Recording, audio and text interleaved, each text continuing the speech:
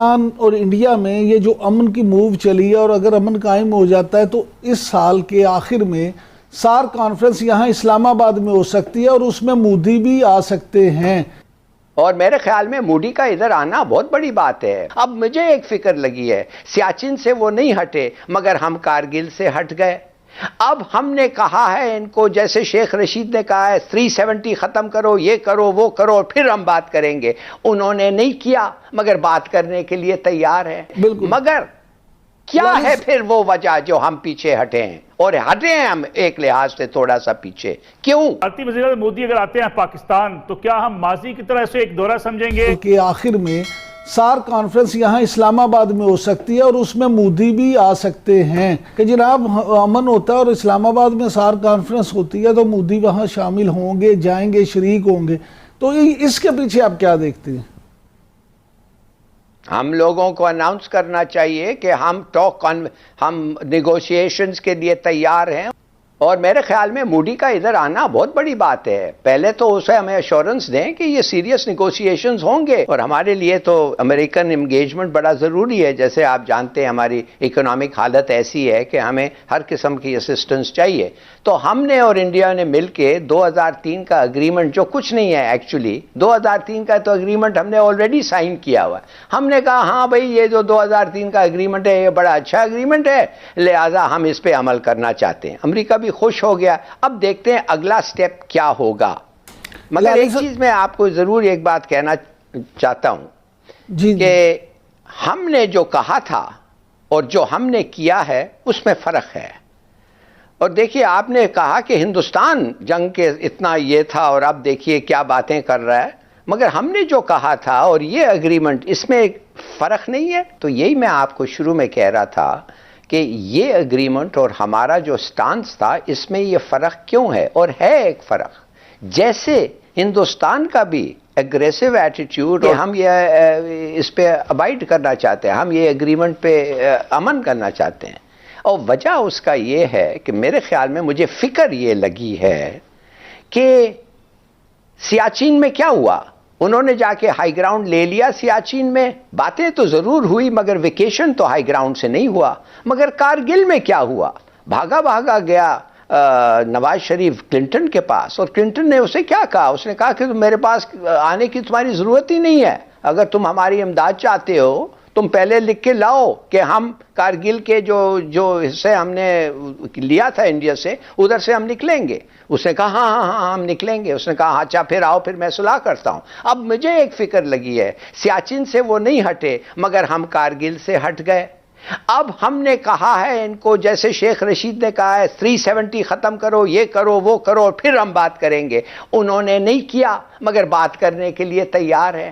تو کیا آپ نے جو سوال اٹھایا ہے ایک لحاظ سے بڑا مناسب سوال ہے. اب کیا یہ نہیں آپ کو فکر ہے جیسے مجھے ہے کہ جب مودی چاہے ایک اور فال فلیگ آپریشن کر دے، وہ کچھ بھی کر سکتا ہے ہلالی صاحب، وہ کچھ بھی کر سکتا ہے، وہ کچھ بھی کر سکتا ہے. لیکن میری رائے صرف یہی ہے، میری رائے یہ ہے کہ یہ دیکھیں اس نے کشمیر میں جو کرنا تھا کر لیا. اگر 370 وہ بحال نہیں کرتا، اگر وہی صورتحال رکھتا ہے تو اب وہ امن کا کہ یا جو بھی کہ اب آپ دیکھیں نا، اس سے کشمیریوں کو ان کا حق تو نہیں ملے گا.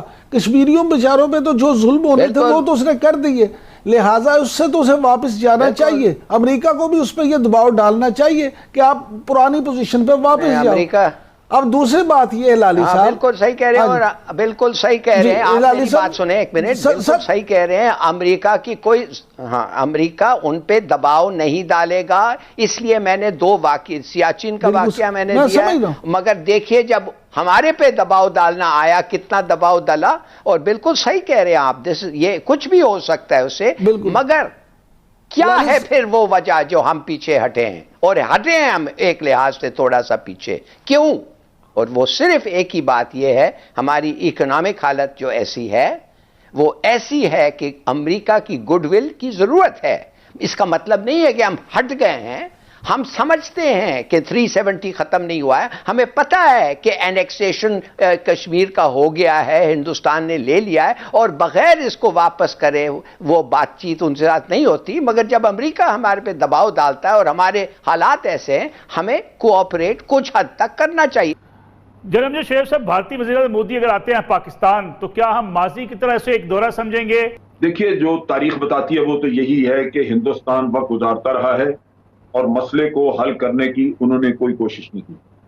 आप इसको यूं देख लें कि ये कश्मीर का तो बहुत बड़ा मसला है, पुराना मसला है और यूनाइटेड नेशन की करारदादें हैं, लेकिन सियाचिन का मसला ले लें, सर क्रीक ले लें, वो उससे कहीं छोटे मसले हैं।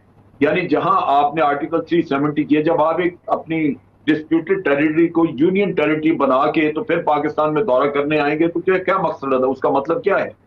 आप अपना हल किया हुआ जो आपने सोचा था वो अपना हल करके कश्मीर को और वो मुसल्लत करने के लिए आ रहे हैं। तो आज अगर आप बातचीत करने आ रहे हैं लेकिन आर्टिकल 370 एब्रोगेटेड है, 35 एब्रोगेटेड है, तो मेरा ख्याल है कि सबसे पहले जरूरत यह है कि आप 5 अगस्त की पोजीशन पे वापस जाएं, फिर आगे अगर दौरा किया जाता है कुछ तो उसमें खुलूसी नीयत नजर आएगी, उसके बाद आप कह सकते हैं, वरना तो उससे पहले मैं समझता हूं कि एक धोखा होगा, एक सुराग होगा जिसके पीछे हमें जाना मुनासिब नहीं। क्या लतीफ साहब ये बताइएगा कि अगर मोदी पाकिस्तान का दौरा करते हैं तो क्या उससे बर्फ पिघल सकती है? क्योंकि दुनिया में इस वक्त जो दबाव है तमाम उन ममालिक पे जहां जंगी कैफियत मौजूद है, क्या भारत भी ऐसा दबाव कबूल कर सकता है? क्योंकि अमन की बात तो हर तरफ की जा रही है। भारत ये जंगी जुनून कब तक ये राग राब्ता रहेगा? अगर वहां ये सोच आती है और लीडरशिप ये समझती है कि उनके और हमारे मुल्क में गुर्बत और जो दूसरे मसाइल हैं उनको ख़त्म करना है, आपको कश्मीर के बारे में और कश्मीर की जो सिचुएशन है उसमें आपको